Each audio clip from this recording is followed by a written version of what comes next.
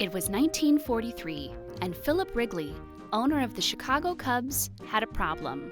The draft was threatening to gut the rosters of Major League Baseball. Wrigley worried attendance at his ballpark would plummet with a wartime thin roster. And so, he scoured the continent to enlist women to keep baseball alive until the men returned home. The All-American Girls Professional Baseball League was born. It really kind of just started as, we need to keep baseball alive, it's a big morale boost, people will want to see it, and having it kind of in the heartland of America. The All-American had 4 teams that inaugural year.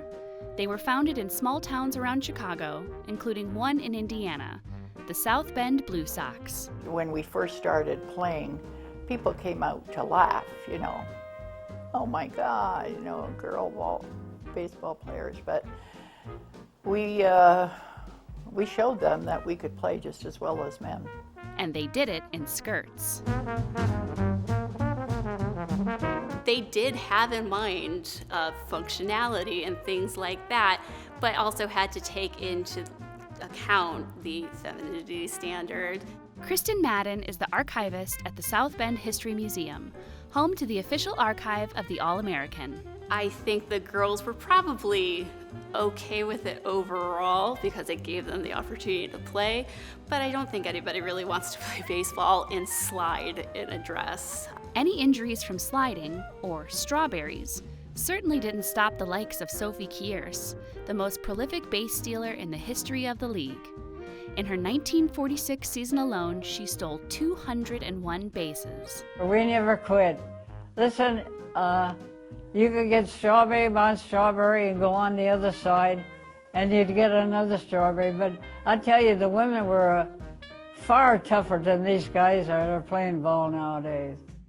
As the women continued to prove themselves, the league began to catch on. By 1948, there were 10 teams across the Midwest, and attendance soared to 900,000. That All-American pastime, baseball, brings out the All-American Girl Baseball League for spring training at Alexandria, Virginia. The competition was fierce. A shortened baseline and the eventual introduction of the overhand pitch made for a fast-paced game, on par with the men's league. Tibby Eisen slides home with a run and a nicely bruised leg. Better a bruise than long pants, eh, gals?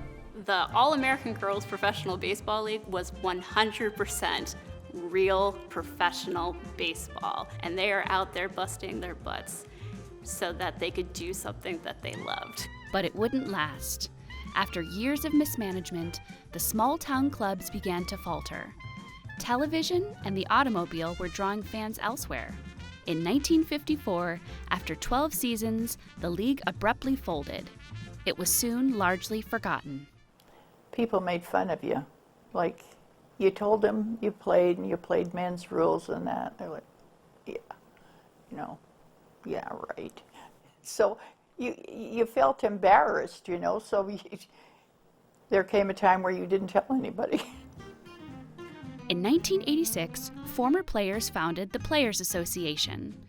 They began advocating on behalf of the members, and by 1988, they were inducted into the National Baseball Hall of Fame. Okay, let me see what happens, Rosie Madonna. Then, in 1992, Penny Marshall gave the women of the All-American the Hollywood treatment. There's no crying! There's no crying in baseball! A League of Their Own was a box office grand slam. It brought the All-American out from the shadows and elevated the players to near folk hero status. Nobody paid attention to us for the longest time, and then all of a sudden, Penny Marshall clicked in their head. That would make a great baseball movie, and by golly, it did. Today, the women of the All-American Girls Professional Baseball League are considered pioneers in women's sports. But back then, they were just playing a game they loved. We all would have played for free, just to be out there playing in front of the public. That's it. Love the game. They really love the game. There's no kidding about that.